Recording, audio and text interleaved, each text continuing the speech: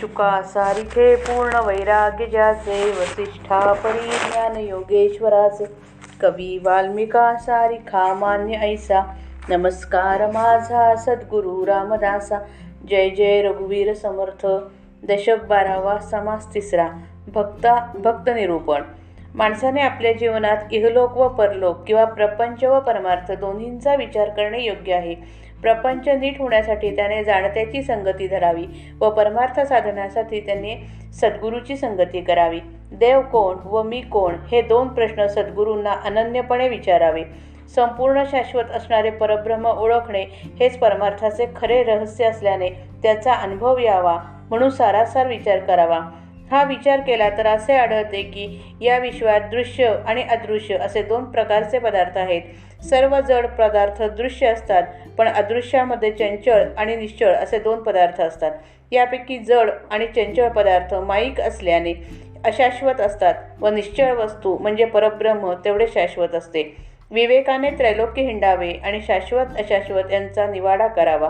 शाश्वत निर्विकारी परब्रह्मामध्ये विकार निर्माण होऊन मूळ माया व अंतरात्मा उदय पावते. त्यापासून पिंड ब्रह्मांडाचे 8 देह होऊन सगळे विश्व दिसू लागले. विवेकाने माईक आहे ते खंडावे आणि परब्रह्म धुंडून काढावे.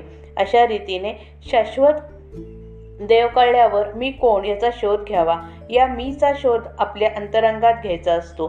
त्याचा शोध घेऊ लागले असता खोटा मीपणा गळून जातो. आपण केवळ आत्मा आहोत हा अनुभव येतो.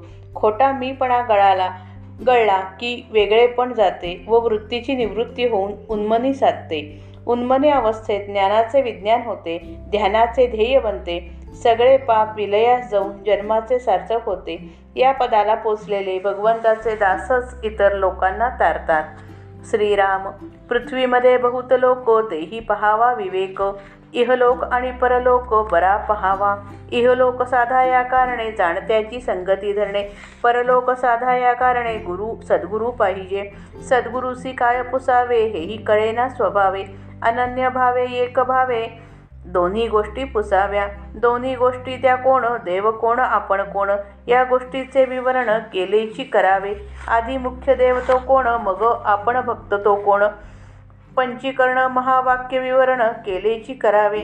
सकळ केलियाचे फळ शाश्वत ओळखावे निश्चळ. आपण कोण हा केवळ शोध घ्यावा. सारासार विचार घेता पदास नाही शाश्वतता. आधी कारण भगवंता ओळखिले पाहिजे. निश्चळ चंचळ आणि जड मायेचा अवघा मायेचा पवाड, यामध्ये वस्तू जाड जाणार नाही. ते परब्रह्म धुंडावे. विवेके त्रैलोक्य हिंडावे. माईक विचारे खंडावे परीक्षवंती. खोटे सांडून खरे घ्यावे परीक्षवंती परीक्षावे. मायेचे अवघेची जाणावे रूप माईक. पंचभूतिक हे माया माईक जाये विलया. पिंड ब्रह्मांड अष्टकाया नासिवंत. दिसेल तितके नासेल, उपजेल तितके मरेल, रचेल तितके खचेल रूप मायेचे. वाढेल तितके मोडेल, येईल तितके जाईल, भूतास भूत खाईल कल्पांत काळी. देहधारक तितुके नासती, हे तो रोकडी प्रचिती. मनुष्य विण उत्पत्ती रेत कैचे, अन्न नसता रेत कैचे, औषधी नसता अन्न कैचे, औषधीस जिणे कैचे, पृथ्वी नसता आप नसता पृथ्वी नाही, तेज नसता आप नाही, वायो नसता तेज नाही ऐसे जाणावे. अंतरात्मा नसता वायो कैसा, विकार नसता अंतरात्मा कैसा, निर्विकारी विकार कैसा बरे पहा. पृथ्वी नाही आप नाही, तेज नाही वायो नाही, अंतरात्मा विकार नाही निर्विकारी. निर्विकार जे निर्गुण तेची शाश्वताची खूण. अष्टधा प्रकृती संपूर्ण नासिवंत. नासिवंत समजवून पाहिले तो ते अस्तांची नसते झाले. सारे कळो आले समाधान. विवेके पाहिला विचार मनास आले सारासार. येणेकरिता विचार सुदृढ झाला. शाश्वत देव तो निर्गुण ऐसी अंतरी बाणली खूण. देव कळला मी कोण कळले पाहिजे. मी कोण पाहिजे कळले. देह तत्व तितके शोधिले. मनोवृत्तीचा ठाई आले मी तू पण. सकळ देहाचा शोध घेता मी पण दिसेना पाहता. मी तू पण हे तत्वता तत्वी मावळले. दृश्य पदार्थची ओसरे तत्वे तत्व तेव्हा सरे.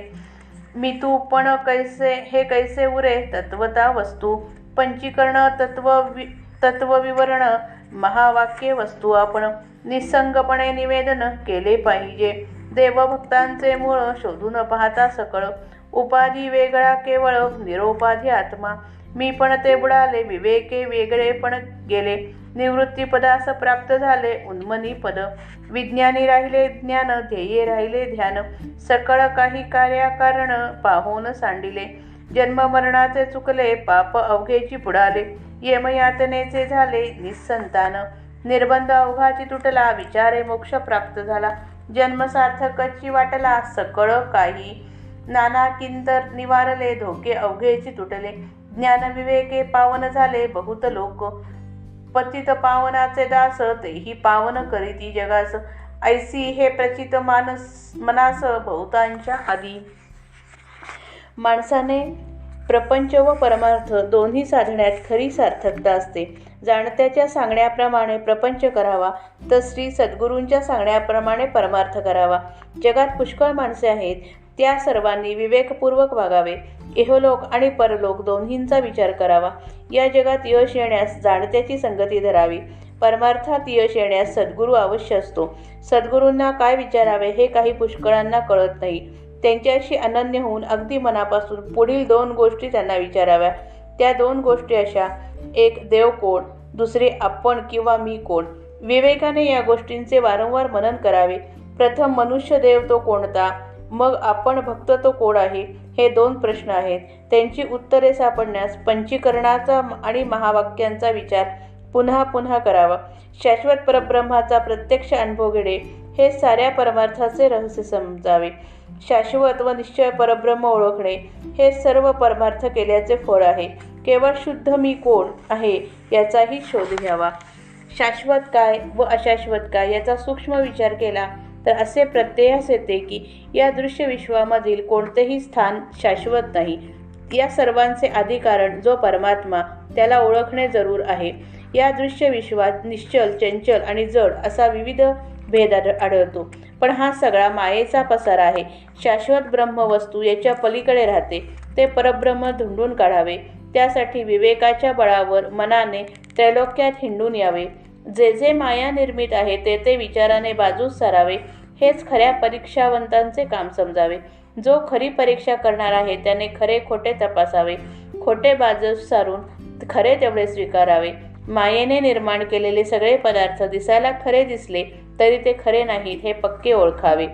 मायेचा पसारा पंचभूतांनी भरलेला आहे. पांचभौतिक वस्तू साऱ्या नाशवंत असतात. या दृष्टीने पिंड, ब्रह्मांड व त्यांचे 8 देह सारे नाशवंत आहेत. मायेपासून उत्पन्न झालेले सारे विश्व कसे नाशवंत आहे त्याचे वर्णन करतात.